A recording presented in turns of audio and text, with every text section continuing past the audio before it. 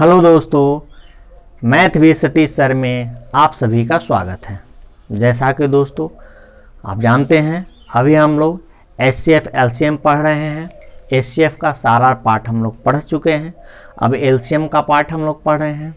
कल एलसीएम का एक बहुत ही बेहतरीन पार्ट हम लोग पढ़े दोस्तों। अगर आप उस वीडियो को नहीं देखे हैं तो फर्स्ट ऑफ ऑल इसके पहले वाला वीडियो आप देखें, ठीक है।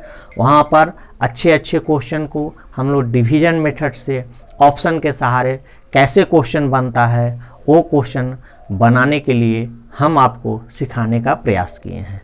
आज भी उसी पर आगे हम लोग बढ़ेंगे, जिसका टाइप 2 है, ठीक है। कल का टाइप और आज का टाइप में थोड़ा सा डिफरेंस होगा दोस्तों। कल रिमाइंडर नहीं बच रहा था, आज के क्वेश्चन में रिमाइंडर बचेगा दोस्तों। आज भी हम लोग जो पढ़ेंगे उसको दो तरीका आपको हम सिखाएंगे। पहला तरीका जो होगा ऑप्शन मेथड डिविजिबिलिटी रूल के सहारे से, और दूसरा बाय प्रोसेस, ठीक है दोस्तों। वीडियो को आप शुरू से अंत तक जरूर देखें, और अगर आपको वीडियो पसंद आ रहा हो तो चैनल को सब्सक्राइब जरूर करें, ठीक है। तो आइए आज का क्वेश्चन हम स्टार्ट करते हैं। देखिए दोस्तों, आज का पहला क्वेश्चन कह रहा है कि वह छोटी से छोटी संख्या क्या होगी जिसको 12, 21 और 35 से भाग करने पर शेषफल हमेशा 6 बचे।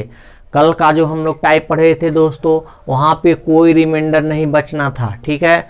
आज का जो टाइप पढ़ रहे हैं दोस्तों, इसमें कह रहा है कि हमेशा रिमाइंडर, एक रिमाइंडर होगा जो हमेशा बचेगा, कोई एक रिमाइंडर बचेगा, ठीक है। तो कल जो आपको हम डिविजिबिलिटी रूल पढ़ाए, समझाए कि डिविजिबिलिटी रूल से हम लोग कैसे आंसर को पकड़ते हैं, आज भी उसी तरीका को लगाते हैं दोस्तों, और देखिए बहुत आसानी से बन जाएगा, ठीक है। पहले फर्स्ट ऑफ ऑल रिमाइंडर कितना बचना चाहिए दोस्तों? 6। तो अगर 6 सब में से सब्सट्रैक्ट कर देते हैं तो ये बच जाएगा 420, ये बच जाएगा 320, ये बच जाएगा 530 और ये बच जाएगा 430। अब देखिए दोस्तों, कटना किससे है? 12, 21 और 35। 12 फैक्टर क्या होता है? 3 गुने 4, 21 3 गुने 7, 35 5 गुने 7। यानी वैसा नंबर फाइंड कीजिए जो 3 से भी कटे, 4 से भी कटे, 5 से भी कटे और 7 से कटे। तो 3 का डिविजिबिलिटी रूल तो आपको आसानी से पता है दोस्तों। क्या कल बताए थे कि डिजिट का सम 3 से कटना चाहिए। तो यहाँ पर 4 और 2 6, ये 3 से कट रहा है। 3 और 2 5, ये नहीं कट रहा है, तो ये तो चलिए खत्म हो गया। 5 और 3 8, ये भी नहीं कट रहा है। 4 और 3 7, ये भी नहीं कट रहा है। तो आंसर एक ही आपके पास आ गया दोस्तों, कितना? 426। और यही इस सवाल का क्या हो गया? आंसर हो जाएगा दोस्तों, ठीक है। क्या हम समझाए कि देखिए डिविजिबिलिटी रूल से ये क्वेश्चन कितना आसानी से बन गया। देख रहे हैं ना कि इस क्वेश्चन को बनाने में बाय प्रोसेस भी हम समझा देंगे, लेकिन डिविजिबिलिटी रूल के सहारे ये देखिए ऑप्शन से कितना आसानी से बन गया। क्या बताए कि रिमाइंडर 6 बचना है, तो फर्स्ट ऑफ ऑल सब में से 6 घटा दीजिए। तो ये हो गया 420, ये हो गया 320, ये हो गया 530 और ये हो गया 430। अब कह रहा है दोस्तों 12 से भी कटना चाहिए, 21 से भी कटना चाहिए और 35 से भी कटना चाहिए। 12 जो है इसका को प्राइम फैक्टर क्या है? 3 × 4। 21 क्या है? 3 × 7। 35 क्या है? 5 × 7। यानी वैसा आंसर होगा जो 3 से भी डिवाइड हो, 4 से भी डिवाइड हो, 7 से भी डिवाइड हो और 5 से भी डिवाइड हो। तो पहला काम 3 का डिविजिबिलिटी रूल चेक कर लीजिए। 3 का डिविजिबिलिटी रूल हम लोग आसानी से जानते हैं कि क्या होता है। 3 का डिविजिबिलिटी रूल कहता है कि डिजिट का अगर सम 3 से कटता है तो वह संख्या 3 से डिविजिबल माना जाता है। तो यहाँ डिजिट का सम यहाँ पर 6 है, यहाँ पे डिजिट का सम 5 है, ये नहीं कटेगा। यहाँ पर डिजिट का सम 8 है, ये भी नहीं कटेगा। यहाँ पर डिजिट का सम 7 है, ये भी 3 से नहीं कटेगा। तो सिर्फ और सिर्फ एक ही आपका कट रहा है और यही आपका आंसर है। अब देख लीजिए 420, देखिए 4 से भी कटेगा, लास्ट का 2 डिजिट। 5 से कटेगा, यूनिट प्लेस पर 0 है। 7 से भी कटेगा, 7 6 जब 42 होता है, ठीक है। तो देख रहे हैं सारा से डिवाइड हो रहा है, इसका मतलब कि आंसर कितना हो गया दोस्तों? 420 हो गया। अब अगर आप प्रोसेस से चलेंगे दोस्तों, तो प्रोसेस इसका क्या होगा? तो प्रोसेस 12, 21 और 35 का हमको एलसीएम निकालना ही होगा, ठीक है। एलसीएम निकालना ही होगा। तो एलसीएम निकालने के लिए कल बताए थे कि सबसे बड़े नंबर को पकड़िए। सबसे बड़ा नंबर 5 और 7 है। ये क्या है? ये 3 और 7 है। ये क्या है?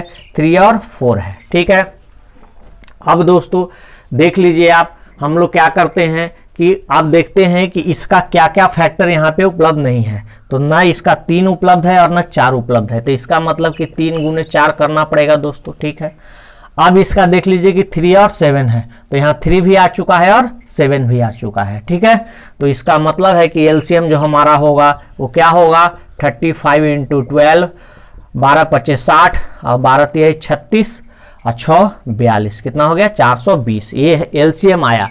अब रिमाइंडर क्या बचने के लिए कह रहा था, तो 6 इसमें ऐड कर देंगे, यानी कि कितना हो जाएगा 426, और यही इस सवाल का आंसर है। यहाँ से भी देख रहे हैं 426 आ रहा है, यहाँ से भी 426 आ रहा है, ठीक है। अब देखिए 6 क्यों ऐड कर रहे हैं, तो अभी ये जो 420 आया है दोस्तों, 420 जो है वो 12 से भी परफेक्टली डिविजिबल है, 21 से भी परफेक्टली डिविजिबल है और 35 से भी परफेक्ट डिविजिबल है, ठीक है।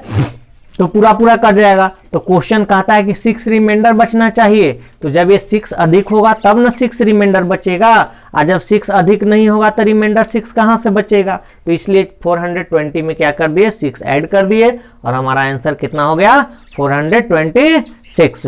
उम्मीद करते हैं कि ये चीज आपको अच्छे से समझ में आ रहा होगा। तो आइए अब हम लोग दूसरा क्वेश्चन करते हैं। देखिए दोस्तों, अगला क्वेश्चन सेम क्वेश्चन है, बनाने का तरीका भी सेम होगा, ठीक है।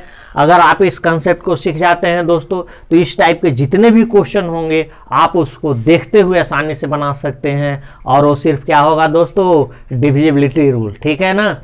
बोले हैं ना कि इस क्वेश्चन को बनाने में आपको बहुत कम समय लगेगा दोस्तों, इतना कम समय लगेगा जिसका आप कल्पना नहीं कर सकते हैं, लेकिन डिविजिबिलिटी रूल याद होनी चाहिए। तो आइए देखते हैं दूसरा क्वेश्चन। कहता है कि वह छोटी से छोटी संख्या क्या होगी जिसको 12, 16 और 18 से भाग करने पर शेष फल हमेशा क्या बचे दोस्तों, 5 बचे, ठीक है। तो चलिए दोनों तरीका दिखा रहे हैं। पहले 5 घटाइए, यहाँ पे 5 घटा दीजिए, ये क्या बचेगा 134, यहाँ 5 घटा दीजिए 139, यहाँ 5 घटा दीजिए 144, यहाँ 5 घटा दीजिए क्या बचेगा 149, ठीक है दोस्तों। अब डिविजिबिलिटी रूल किसका चेक करना है, 12, तो 12 किस में टूटता है दोस्तों, 3 गुने 4 में, ठीक है। 16, तो 16 का तो लास्ट का 4 डिजिट, तो 4 डिजिट तो यहाँ है नहीं। चलिए 16 को रखते हैं, इसको तोड़ते हैं 2, ये तो एक्चुअल में को प्राइम में टूटेगा नहीं दोस्तों, 16 16 रहने दीजिए, ठीक है। 18 को प्राइम में टूट रहा है क्या, 2 इंटू 9 में। तो फिर ऑप्शन आपके पास देखिए दोस्तों कैसे पकड़ाएगा।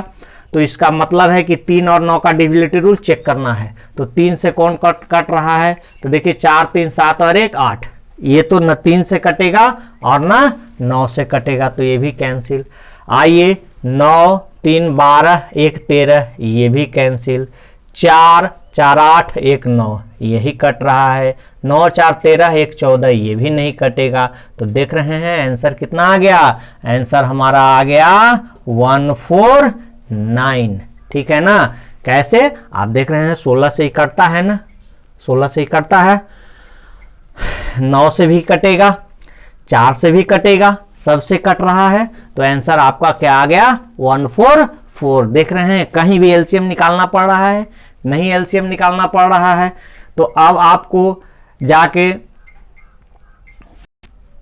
देख रहे हैं दोस्तों आंसर क्या आ गया 149, ठीक है। देख रहे हैं ना कहीं एलसीएम निकालना पड़ रहा है, नहीं पड़ रहा है, सिर्फ और सिर्फ डिविजिबिलिटी रूल के सहारे। अगर डिविजिबिलिटी रूल हम नहीं पढ़ाए हैं, फिर भी सारा का डिविजिबिलिटी रूल यहाँ पर बार बार हम बोल रहे हैं कि विभाज्यता का नियम 3 का क्या है, 9 का क्या है, 6 का क्या है, 8 का क्या है, 7 का क्या है, बार बार आ रहा है। तो अगर आप पूरे वीडियो को देख लेते हैं तो आपका डिविजिबिलिटी रूल भी यहाँ पर क्लियर हो जाएगा, ठीक है। लेकिन ऐसा नहीं कि डिविजिबिलिटी रूल हम नहीं आपको पढ़ाएंगे, ठीक है ना।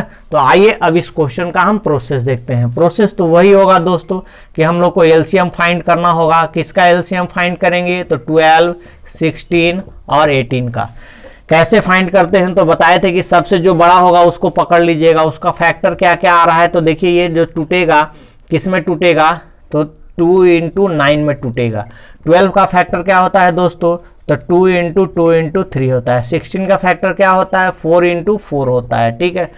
अब देखिए दोस्तों इसका 1 2 यहाँ पे उपलब्ध है, ठीक है, 3 तो यहाँ पर उपलब्ध है, 9 का क्या होता है 3 गुने 3, लेकिन दूसरा 2 उपलब्ध नहीं है, तो यहाँ पर 1 2 और लगा देंगे। ठीक है, अब देखिए दोस्तों कि यहाँ जो 16 है, 16 में 4 को 2 आ रहा है, देख रहे हैं ना, तो यहाँ तो 2 ही 2 अभी हुआ है, तो इसको हमको 4 2 बनाना है, तो 2 2 यहाँ पे और लगा देंगे। ठीक है, देख रहे हैं ना, तो अब यहाँ पे हम मल्टीप्लाई करेंगे, तो 2 × 2 4 2 जा 8 18 8 जा क्या होता है 18 8 44, वो 144, और रिमाइंडर कितना बचना है दोस्तों 5, तो रिक्वायर्ड नंबर कितना हो गया 149, और यही इस सवाल का क्या हो गया आंसर हो गया। ठीक है दोस्तों, उम्मीद करते हैं कि ये चीज आपको समझ में आया होगा, आया ही नहीं होगा, अब आपको ऐसा क्वेश्चन बनाने में बहुत मजा आने वाला है। ठीक है, लेकिन जब आप प्रैक्टिस करेंगे तब दोस्तों।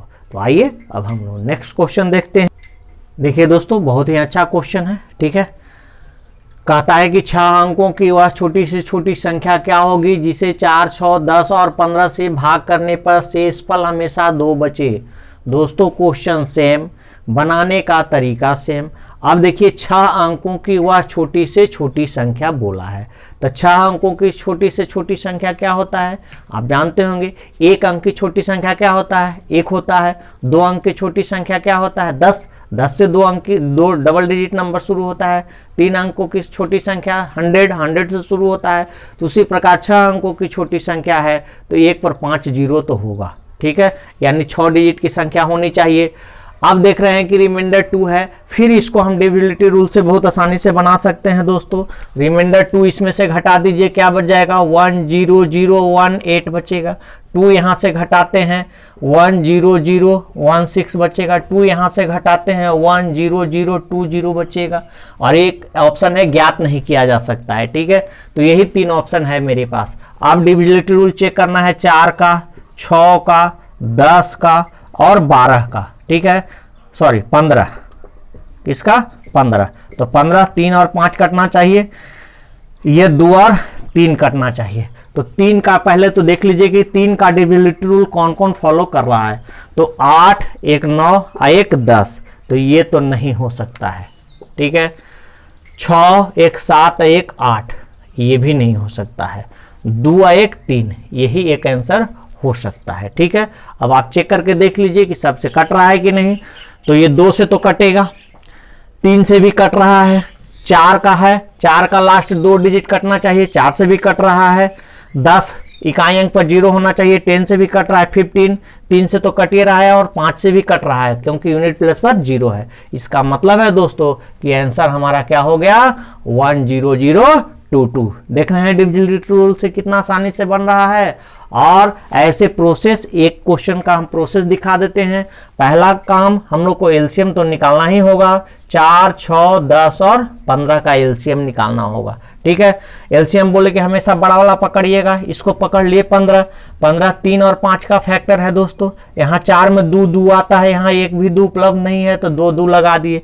6 2 गुने 3 होता है दोस्तों, तो देखिए 2 यहाँ आ गया, 3 भी आ चुका है। 10 क्या किसका फैक्टर है, तो 2 और 5 का, तो 2 भी आया हुआ है और 5 भी आया हुआ है। इसका मतलब है कि एलसीएम क्या आ जाएगा दोस्तों 60 आ जाएगा। ठीक है, अब कहता है कि 6 अंकों की सबसे छोटी संख्या, तो 6 अंक की छोटी संख्या क्या हो जाएगा 1 पर 5 0 हो जाएगा। अब इसको हमको 60 से डिवाइड करना होगा।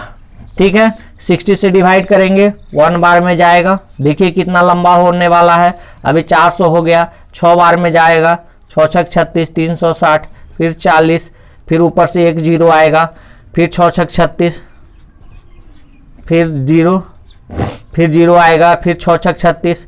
यानी आप देख रहे हैं कि यहाँ पर क्या बच रहा है 40 बचते जा रहा है। ठीक है, अगर ये 40 इसमें से हम लोग घटा दे दोस्तों, तो फिर ये 6 अंक की छोटी संख्या नहीं होगी, फिर ये हमारा 5 डिजिट का छोटी संख्या बन जाए, 5 अंकों की संख्या बन जाएगा।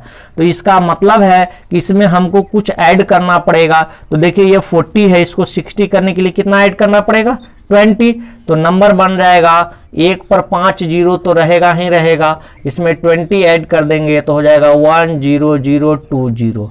अभी ये नंबर जो है पूरा पूरा डिविजिबल है। ठीक है, एक 0 कम दिए हैं क्या, 2 2 4 1 5, 2 2 4 1 5, 6 अंकों की डिजिट है। यहाँ पे सब में एक एक जीरो छूट गया है दोस्तों, 2 2 4 2 6 सब में एक जीरो छूटा हुआ है, ठीक है, 2 2 4 2 6। अब ये 6 अंकों की संख्या बन रही है।